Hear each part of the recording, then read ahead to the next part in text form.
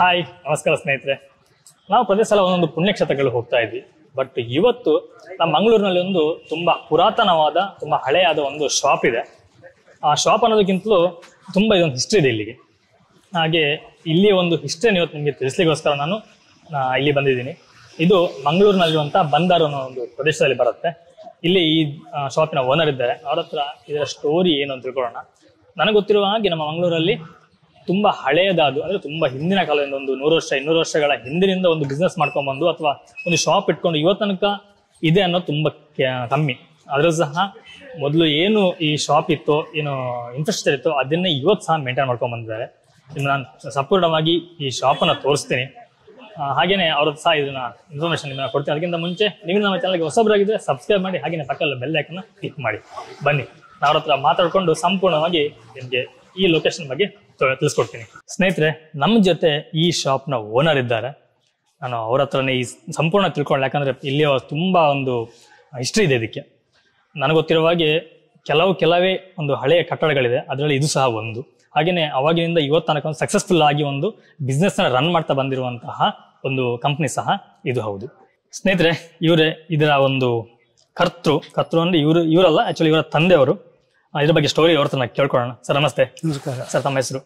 Ramakrishna Naik. Ramakrishna Naik. Sir, ಈ Mangaluru cycle come ಹೇಗೆ start ಆಯಿತು? ಇದರ ಹಿನ್ನೆಲೆ ಏನು?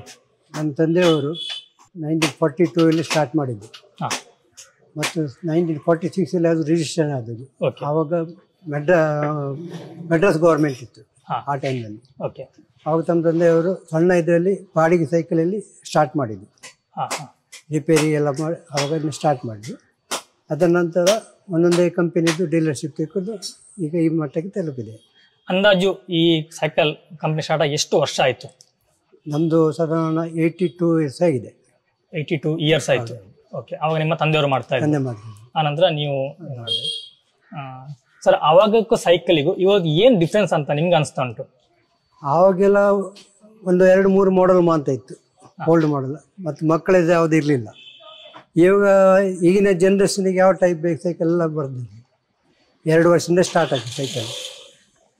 ಅವಾಗಿನ ಜನಗಳು ಒಂದು ಸೈಕಲ್ ಪ್ರೀತಿ ಮಾಡುವಂಥದ್ದು ಇವಾಗ ಏನು ಡಿಫ್ರೆನ್ಸ್ ಅಂತ ನಿಮ್ಗೆ ಗೊತ್ತಾಗ್ತಂತೆ? ಆವಾಗ ಅಂದರೆ ಆ ಟೈಮ್ನಲ್ಲಿ ಬೈಕ್ಗೆಲ್ಲ ಇರಲಿಲ್ಲ, ಸೈಕಲ್ ಇದ್ದವನು ದೊಡ್ಡವನಿಲ್ಲ ಆ ಟೈಮ್ನಲ್ಲಿ.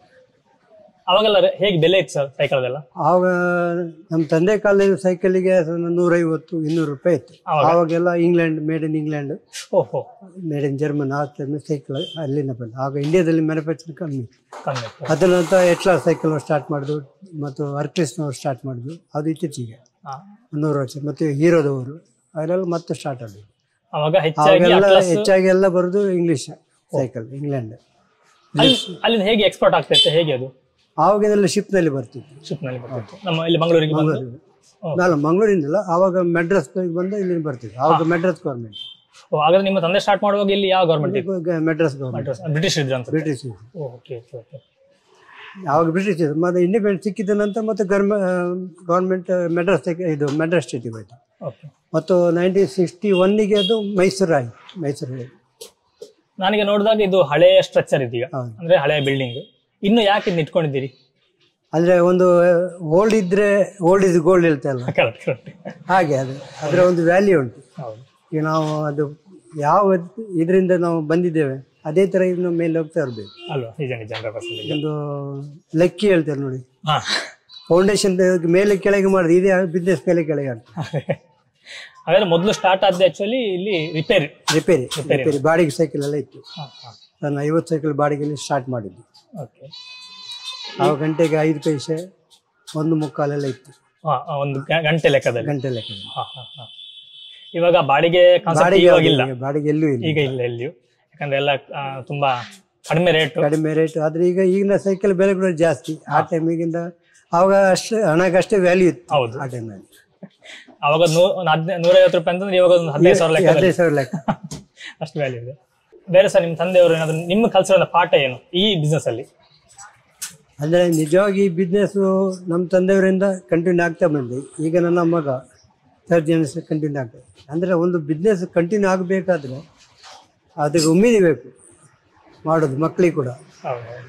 ಇವಾಗ ಹೆಚ್ಚಾಗಿ ನೋಡಿದಾಗ ತಂದೆ ಮಾಡಿದಂತ ಯಾವ್ದನ್ನೇ ಮಕ್ಕಳು ತುಂಬಾ ಕಮ್ಮಿ ಮಾಡುವಂತ. ಈಗ ಇಂಜಿನಿಯರ್ ಡಾಕ್ಟರ್ ಆಗಿ ಹೋಗಿ ಈ ಬಿಸ್ನೆಸ್ ಕಂಟಿನ್ಯೂ ಆಗುದಿಲ್ಲ. ನೀವು ಅವಾಗಲೇ ಹೇಳಿದ್ರೆ ಬ್ರಿಟಿಷ್ ಗವರ್ಮೆಂಟ್ ಇತ್ತು ಅಂತ ಹೇಳಿ, ಅವಾಗ ನಿಮ್ಗೆ ಇಲ್ಲಿ ಬಿಸ್ನೆಸ್ ಮಾಡೋ ಏನಾದ್ರು ತೊಂದರೆ ಆಗಿದ್ಯಾ ಅಥವಾ ಏನ್ ನಿಮ್ಗೆ ಅವಾಗ ಹೇಗಿತ್ತು ಇವಾಗ ಹೇಗೆ? ಅವಾಗ ಈಗಿನ ಆಗಿಲ್ಲ, ಅವಾಗ ಸುಲಭ ಬಿಸ್ನೆಸ್. ಈಗಿನ ಹಾಗೆ ಟ್ಯಾಕ್ಸ್ ಪ್ರಾಬ್ಲಮ್ ಎಲ್ಲ ಇರಲಿಲ್ಲ ಅಲ್ವಾ? ಆವಾಗ ತುಂಬಾ ಬಿಸ್ನೆಸ್ ಸುಲಭ, ಒಂದೇ ಟ್ಯಾಕ್ಸ್. ಓಕೆ. ಈಗೆಲ್ಲ ತುಂಬಾ ಟ್ಯಾಕ್ಸ್ ಇದೆ. ಹಾಗೇನೆ ಸೈಕಲ್ ಕ್ವಾಲಿಟಿ ಸಹ ಚೇಂಜ್ ಆಗಿದೆ, ಪಾರ್ಟಿಕಲ್ ಚೇಂಜ್ ಆಗಿದೆ. ಮತ್ತು ಸೈಕಲ್ ಇದ್ದವನ ಒಂದು ದೂರ ಹಾಗೂ ಬಸ್ ಎಲ್ಲ ಸಿಟಿ ಬಸ್ ಎಲ್ಲ ಇರಲಿಲ್ಲ, ಆವಾಗ ಎಲ್ಲ ಸೈಕಲ್ನಲ್ಲೇ ಹೋಗ್ತಿದ್ರು. ಮತ್ತೆ ಅವಾಗ ಇಲ್ಲಿ ಹೇಗಿತ್ತು ಸರ್ ಈ ಪ್ರದೇಶ ಹೇಗಿತ್ತು ಅವಾಗ ಬ್ರಿಟಿಷ್ ಕಾಲದಲ್ಲಿ? ಇವಾಗ ನಾವು ನೋಡ್ತೀವಿ ರೋಡ್ ಇದೆ, ಬೈಕ್ ಎಲ್ಲ ನಿಲ್ತೆ, ಕಾರ್ ನಿಲ್ತೆ. ನಮ್ಮ ಬಿಲ್ಡಿಂಗ್ ಹೇಗಿದೆ ಅದೇ ಪ್ರಕಾರ ಇತ್ತು ಅಷ್ಟೇ. ಹೌದು, ತುಂಬಾ ಚೆನ್ನಾಗಿತ್ತು ಅವಾಗ. ಹಂಚಿದ್ದು ಮಾಡು ಎಲ್ಲ ಹಾಗೆ. ಇವಾಗಲೂ ಹಂಚು ಮಾಡಿದೆ ಅಲ್ವಾ? ಹಂಚು ಮಾಡಿದೆ. ಓಕೆ. ಹಾಗಾದ್ರೆ ಈ ಬಿಲ್ಡಿಂಗ್ ಈಗ ಸುಮಾರು ಒಂದು 80 ವರ್ಷ ಹಳೆದೆ. ಇಲ್ಲ, ಬಿಲ್ಡಿಂಗ್ ನಿಜವಾಗಿ 100 ವರ್ಷ ಮೇಲಾಗಿದೆ. ನಾವಿಲ್ಲೇ ಬಂದು ಇದ್ರಲ್ಲಿ ಬಂದು 80 ವರ್ಷ ಆಯ್ತು. Okay okay okay okay okay sir, ತುಂಬಾ ಧನ್ಯವಾದಗಳು, ತುಂಬಾ ಮಾಹಿತಿ ತಿಳಿಸ್ಕೊಟ್ರಿ. ಥ್ಯಾಂಕ್ ಯು ನಿಮಗೆ. ನೋಡಿ, ಇಲ್ಲಿರುವಂತ ಇದು ಸೈಕಲ್ ರಿಮ್ ತುಂಬಾ ಹಳೇದು, ಅಂದ್ರೆ ಹಳೆ ಸೈಕಲ್ಗಳಿಗೆ ಯೂಸ್ ಮಾಡುವಂತ ರಿಮ್ ಹೊಸದು, ಬಟ್ ಮಾಡೆಲ್ ಹಳೇದಿದು. ಹಾಗೇನೆ ಇಲ್ಲಿ ನೋಡಿ, ಇದು ಸಣ್ಣ ಪುಟ್ಟ ಸೈಕಲ್ ಎಲ್ಲ ಸ್ವಲ್ಪ ಎಲ್ಲ ಇಲ್ಲಿದ್ ಮಾಡ್ತಾರೆ. ದೊಡ್ಡ ದೊಡ್ಡ ಸೈಕಲ್ಗಳನ್ನ ವರ್ಕ್ಶಾಪ್ ಬೇರೆ ಇದೆ, ನಾನು ತೋರಿಸ್ತೀನಿ ನಿಮಗೆ. ನಾವು ಯೋಗ ಬಂದಿರೋದು ಇವರ ವರ್ಕ್ಶಾಪಿಗೆ. ಇದು ಸ್ವಲ್ಪ ಸಣ್ಣ ವರ್ಕ್ಶಾಪ್, ಅಂದ್ರೆ ಇಲ್ಲಿ ಎಲ್ಲ ಅವರಿಗೆ ಸ್ವಲ್ಪ ಸೇಲ್ಸ್ ಬಂದಾಗ ಅದ್ರ ವರ್ಕ್ಶಾಪ್ ಮಾಡ್ಲಿಕ್ಕೆ ಅಂತ ಇಲ್ಲಿ ಕೊಡ್ತಾರೆ. ಹಾಗಿದ್ದು ಹೋಲ್ಸೇಲ್ ಆಕ್ಚುಲಿ. ಇಲ್ಲೆಲ್ಲ ಅಸೆಂಬಲ್ ಆಗಿ ನೋಡಿ, ಇಲ್ಲಿ ನೋಡ್ತಿರ್ಬೋದು, ಈ ರೀತಿಯಾಗಿ ಎಲ್ಲ ಫ್ರೇಮ್ ಎಲ್ಲ ಬರುತ್ತೆ. ಇದನ್ನ ಅಸೆಂಬಲ್ ಮಾಡಿ ಇದನ್ನ ಕಳಿಸ್ಲಿಕ್ಕೋಸ್ಕರ ಈ ಶಾಪ್ನ ಅವ್ರು ಇಟ್ಕೊಂಡಿದ್ದಾರೆ ಇಲ್ಲಿ. ಹಾಗೇನೆ ಇಲ್ಲಿ ನೋಡ್ಬೋದು ತುಂಬಾ ಕಂಪನಿಗಳ ಸೈಕಲ್ಸ್ ಇದೆ. ಇದೆಲ್ಲ ಜಸ್ಟ್ ಇಲ್ಲಿ ನಮ್ಗೆ ಅಷ್ಟು ಕ್ಲಿಯರ್ ಗೊತ್ತಾಗೋದಿಲ್ಲ. ನಾನು ನಿಮಗೆ ಮೈನ್ ಶೋರೂಮ್ ಹೋಗ್ತೀನಿ, ಅಲ್ಲಿ ತೋರಿಸ್ತೀನಿ ನಾನು. ಇಲ್ಲಿ ತುಂಬಾ ಕಂಪನಿಯ ಸೈಕಲ್ಸ್ಗಳಿದ್ದಾವೆ. ಇದರಲ್ಲಿ ನೋಡಿ, ಸಣ್ಣ ಮಕ್ಕಳದಿದೆ, ದೊಡ್ಡವ್ರದ್ದು, ಪ್ರತಿಯೊಂದು ಇಲ್ಲಿದೆ. ನಾವು ಕ್ಲೀನಾಗಿ ನಿಮಗೆ ಸೈಕಲ್ ಹತ್ತಿರಾಗಿ ನಾವು ತೋರಿಸ್ಬೇಕಂತಂದ್ರೆ ನಾನು ಮೈನ್ ಶೋರೂಮಿಗೆ ಹೋಗ್ಬೇಕಾಗತ್ತೆ. ಅಲ್ಲಿ ಹೋಗಿ ಅಲ್ಲಿ ನೋಡೋಣ ಸೈಕಲ್ಗಳನ್ನೆಲ್ಲ ಸಂಪೂರ್ಣವಾಗಿ. ಹಾಗೆ ಇದ್ರ ಬಗ್ಗೆ ಸ್ವಲ್ಪ ಡೀಟೇಲ್ಸ್ ನಾನು ನಿಮಗೆ ಕೊಡಿಸ್ತೀನಿ. ಈಗೆಲ್ಲ ಯಾವ ಸೈಕಲ್ ಒಳ್ಳೇದುಂಟು ಹೇಗೆ ಅನ್ನೋದು ಈಗೆಲ್ಲ ಬರುತ್ತೆ ನೋಡಿ. ನೋಡಿ, ಇದು ಡಿಸ್ಕ್ ಬ್ರೇಕು, ಗೇರು, ಇದೆಲ್ಲ ಬರುತ್ತೆ. ನೋಡೋಣ ಅದರಲ್ಲಿ ಯಾವುದು ಒಳ್ಳೇದು. ಹಾಗೆ ನಮ್ಮ ಈ ಕೋಸ್ಟಲಿಗೆ ಯಾವ ಫ್ರೇಮ್ ಒಳ್ಳೇದು. ಇಲ್ಲಿ ಸ್ಟೀಲ್ ಫ್ರೇಮ್ ಬರುತ್ತೆ, ಅಲಾಯ್ ಅಂತ ಬರುತ್ತೆ, ಕಾರ್ಬನ್, ಹೀಗೆ ಬೇರೆ ಬೇರೆ ಫ್ರೇಮ್ಸ್ ಬರುತ್ತೆ. ಅದು ಸಹ ನಿಮ್ಗೆ ತೋರಿಸ್ತೀನಿ ನಾನು ಯಾವುದು ಒಳ್ಳೇದು ಅನ್ನೋದನ್ನ. ನಾವಿನ್ನು ಅವರ ಶೋರೂಮಿಗೆ ಹೋಗಿ ಅಲ್ಲಿ ನಿಮಗೆ ಸಂಪೂರ್ಣ ಮಾಹಿತಿನ ಕೊಡ್ತೀನಿ. ಹಾಗೆ ಇಲ್ಲಿ ಒಂದು ಡೈನಾಮೋ ತೋರಿಸಿದ್ದಾರೆ. ಇಲ್ಲಿ ಒಂದು ಡೈನಾಮ್ ಉಂಟು. ಇದು ನಮ್ಮ ಮೊದಲಿನ ಸೈಕಲ್ ಬರುವಂತಹ ಎಂದ ಹೆಸರು ಇದು?